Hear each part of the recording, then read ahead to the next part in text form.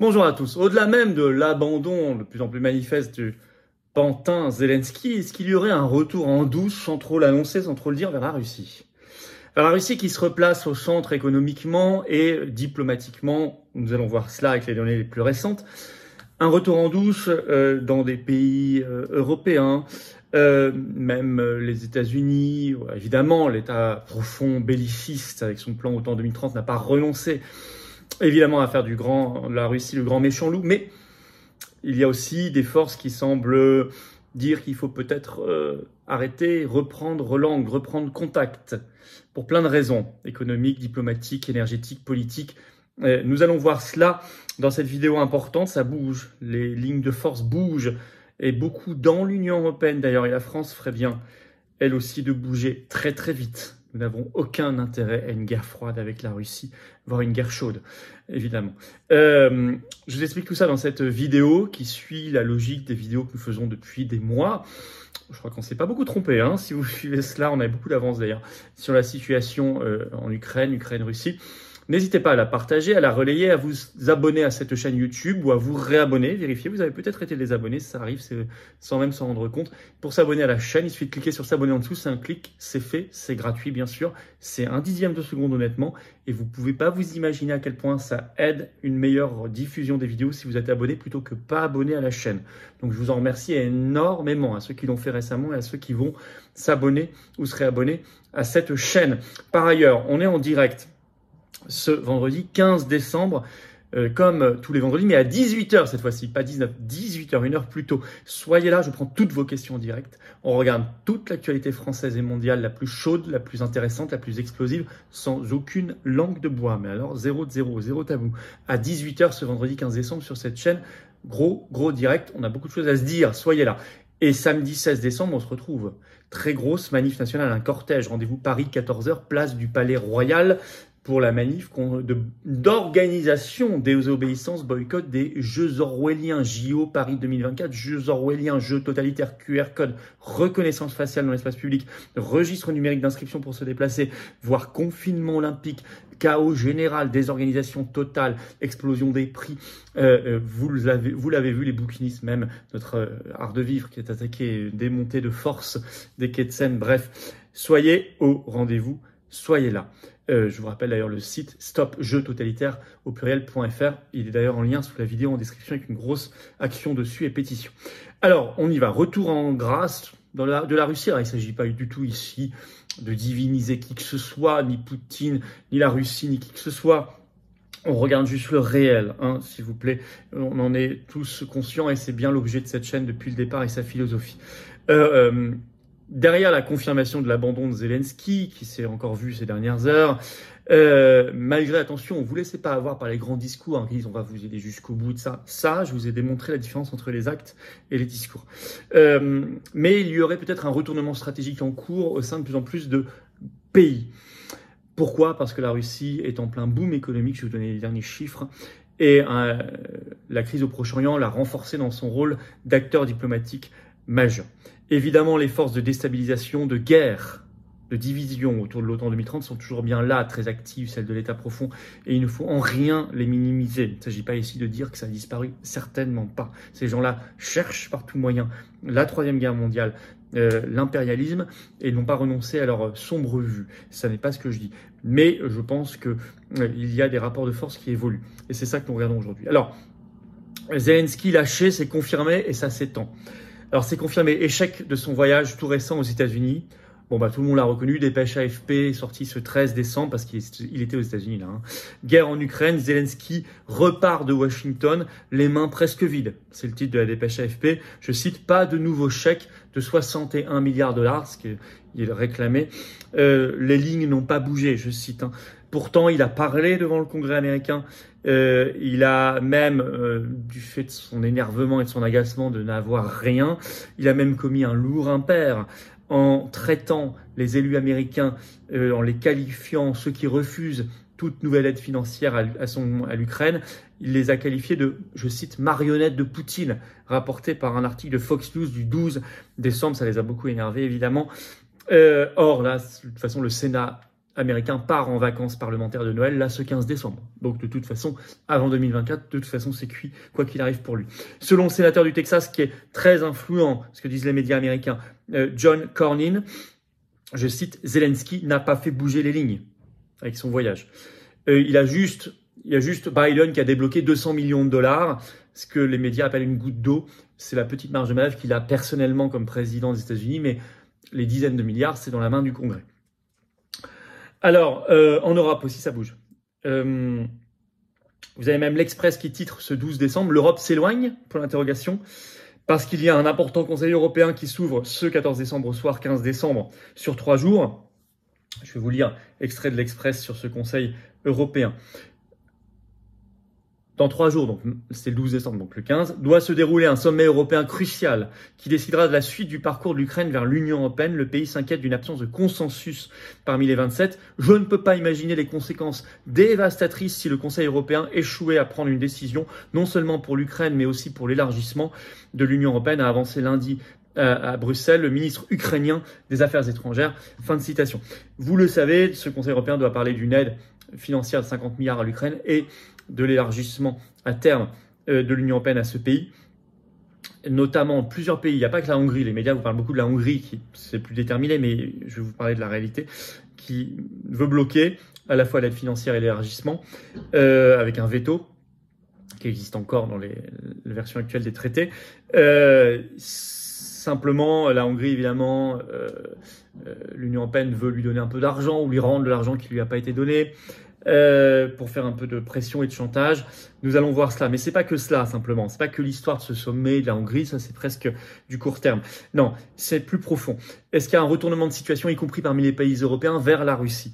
Il faut lire un article complet du journal allemand assez sérieux, Der Spiegel, ce 10 décembre, qui se pose la question, est-ce qu'il y a ce qu'ils appellent une alliance pro-Poutine, c'est dans le titre, dans l'Union européenne. Alors ce qu'ils appellent alliance pro-Poutine, c'est simplement se tourner à nouveau vers la Russie et arrêter l'hystérie. C'est pas forcément être dans une alliance pro-Poutine, c'est simplement arrêter l'hystérie.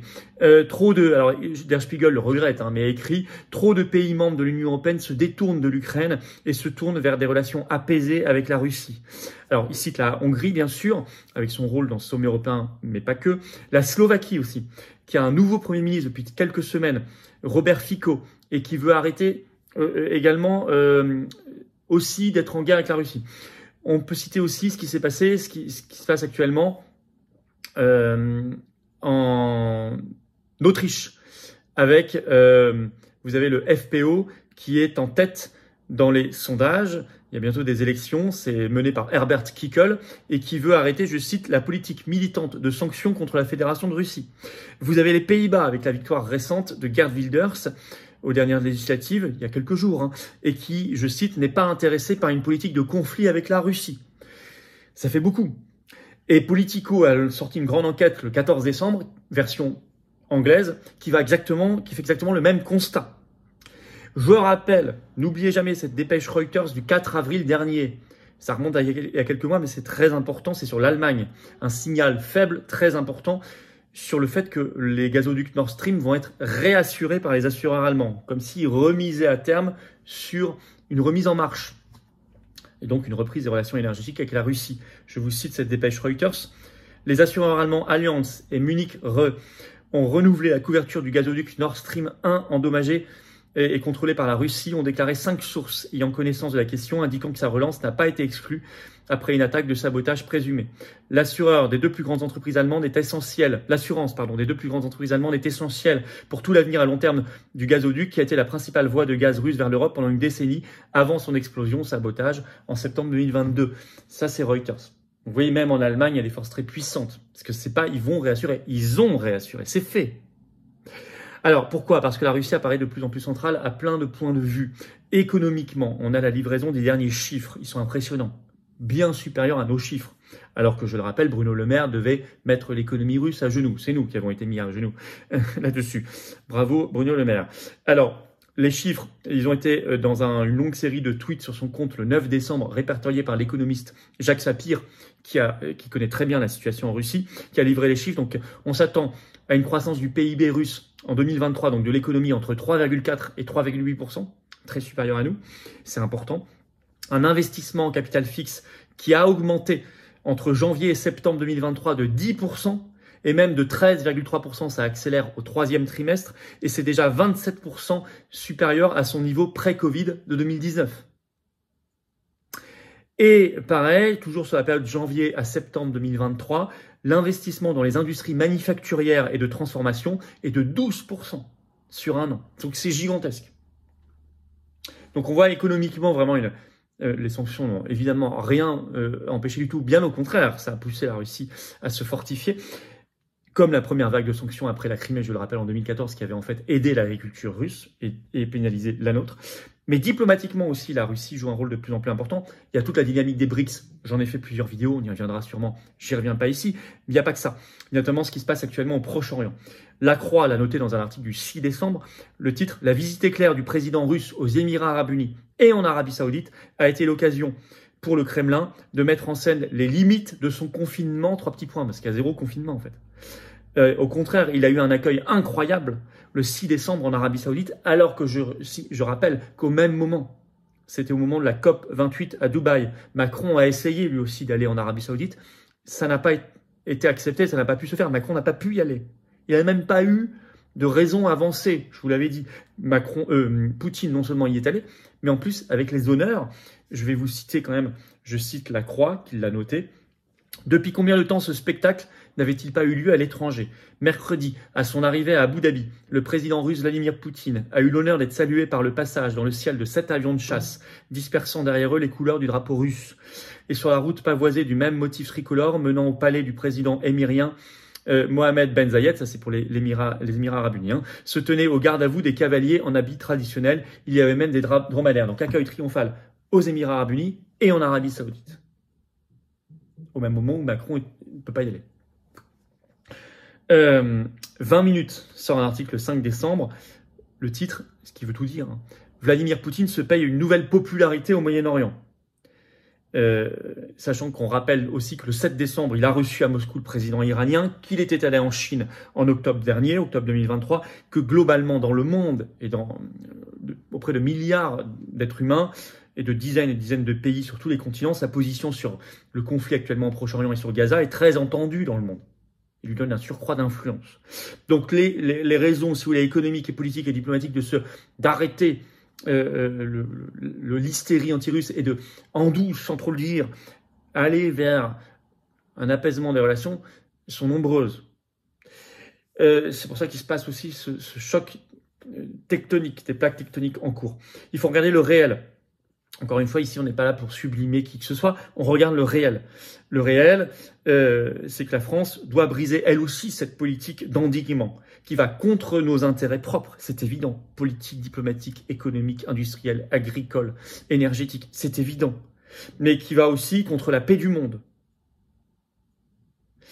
Il s'agit pas, je dis pas qu'il faut être naïf sur l'état profond. Certainement pas. Je connais les dingues bellicistes là-dedans qui n'ont pas abandonné l'agenda OTAN 2030 qui a été signé officiellement à Bruxelles en juin 2021. On en a parlé souvent sur cette chaîne et qui vise la Russie, la Chine. Ça, je n'ai pas oublié du tout cela. Mais il y a des forces, le monde n'est pas en noir et blanc. C'est plus compliqué que cela, y compris à l'intérieur des pays. Et ce qui est évident, c'est qu'il faut stopper cet état profond. La France est sous très mauvaise influence quand elle est dans l'Union européenne et dans l'OTAN. Il faut sortir des deux. Sortir de l'Union européenne, ça s'appelle le Frexit, et sortir de l'OTAN. Combattre cette politique de dépendance à l'état profond. L'indépendance doit être totale, radicale, à la racine. Et être conscient des dynamiques en cours. Nous les avons étudiées ici. N'hésitez pas à me dire ce que vous en pensez en commentaire, à partager cette vidéo, à vous abonner ou réabonner, vous êtes peut-être des abonnés vérifiés, à cette chaîne YouTube en cliquant sur s'abonner en dessous, c'est un clic et c'est gratuit. Profitez-en pour appuyer sur la petite cloche à côté une fois que vous êtes abonné. Comme ça, vous êtes notifié, d'où l'intérêt pour vous aussi d'être abonné. Si vous appuyez sur la petite cloche juste après, vous êtes notifié dès qu'il sort une nouvelle vidéo ou un nouveau direct sur la chaîne. C'est pratique pour tout le monde. Je vous rappelle qu'à 500 000 abonnés, et on y va, on fera un très très gros événement inédit sur cette chaîne, une surprise en direct monumentale avec vous, parfaitement interactive. Vous allez voir ça, le demi-million.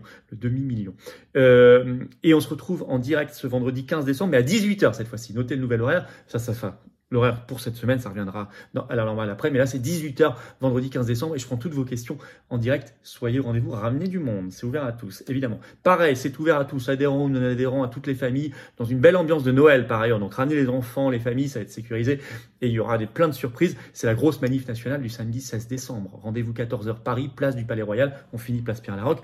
Place du Palais Royal, le départ. Venez avec des drapeaux français contre les JO totalitaires. Pas contre le sport et la fête. Non, au contraire, c'est ce qu'on voudrait nous. Non, ce qu'on veut pas, c'est les QR codes, les drones, la reconnaissance faciale à la chinoise et la folie totale. Comme on n'a jamais vu dans l'organisation des JO. Ça concerne tout le monde. Hein. Que vous soyez francilien ou pas, je vous assure que ça concerne tout le monde. Parce que les lois sont nationales d'abord et parce que c'est un état d'esprit, une philosophie. Venez vous battre pour la liberté et pour organiser le boycott de manière très concrète, boycott des QR codes notamment, samedi 16 décembre, rendez-vous 14 h, Paris, place du Palais Royal, venez très nombreux, et stopjeuxtotalitaire au pluriel.fr, allez voir notre site, et je vous attends, patriotes, le combat pour la liberté, la vérité, il est là, vous pouvez adhérer, réadhérer, faire un don de soutien au mouvement, et profitez, il reste 15 jours de défiscalisation au titre de 2023, faites-le maintenant, puisque c'est 2 tiers de défiscalisation quand vous faites une adhésion, une réadhésion ou un don au mouvement. Vous mettez 60 €, ça vous enlève 40 €. Vous mettez 100 €, ça enlève 67 € d'impôts. Vous mettez 1000 €, ça enlève 670 €. Vous mettez 10 €, ça enlève presque 7 €. Donnez-les pas au fisc de Macron, au fisc qui va les donner à Zelensky, Ursula, toute la folie. Donnez-les à la résistance. On n'a pas les millions, les réseaux, les copains du système et de l'oligarchie. On est anti-oligarchie. Venez maintenant, il reste 15 jours de défiscalisation pour 2023. Profitez-en.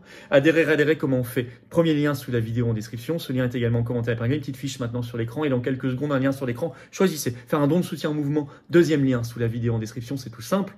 Et vous serez bienvenus dans une belle famille de combat. On vous proposera plein de choses comme adhérents, réadhérents. Et vous serez mis en relation avec des gens qui pensent comme vous près de chez vous. Bravo. Bravo donateurs, réadhérents. Bienvenue aux nouveaux adhérents patriotes. Vive la France.